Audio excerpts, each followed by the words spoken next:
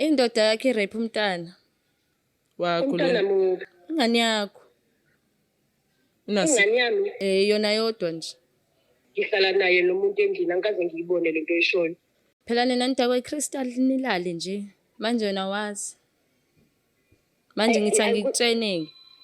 Hhayi angixaka yonke lento leyo ukhulumayo. Usukukuphi wena nini kanjani uma ngabe kwenzeka yonke lento leyo ochazela yona?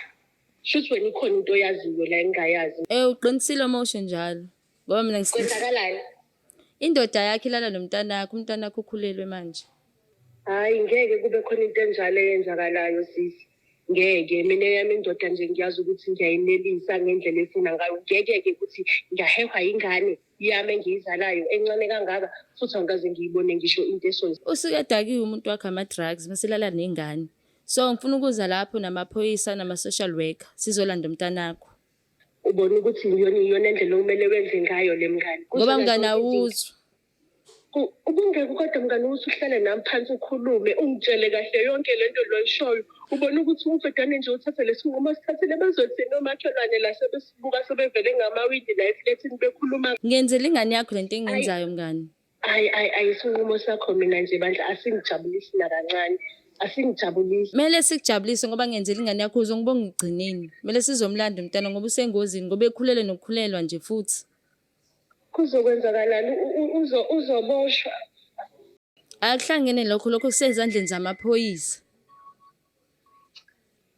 Yabo nje lento ngitshela yona yazi angikazi kuyimanje kufanele ngakuqale same time. Ile nto oyaziyo siyeza lapho manje nje. Manje.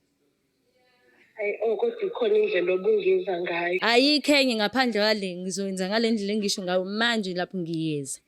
Cela ningasibukanisi bandla nabantu ngiyakucela. Ngizosiza ukuthi ngiyanibukanisa nabantu ngizosiza lapho.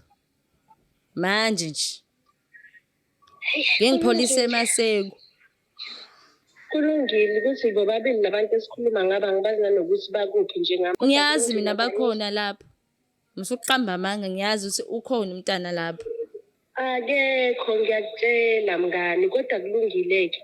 Uma ukuthi lento uzoyenza ngendlela efanele usixoxe. Angifuni lento leyo ukuthi futhi izifike nakuyena. Umlisi uyamazi ukuthi engangilimaza nokungilimaza. Angicela ungangi-involve. Ayekho umuntu ozokulimaza mina ngizosiza umntana lapho. Ngiyeza manje nje.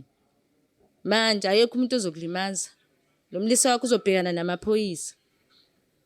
Kulungile ngisazohlala naye phansi umntwana ngikhulume naye ngizwe ukuthi uthini. Okay. Bye bye ke.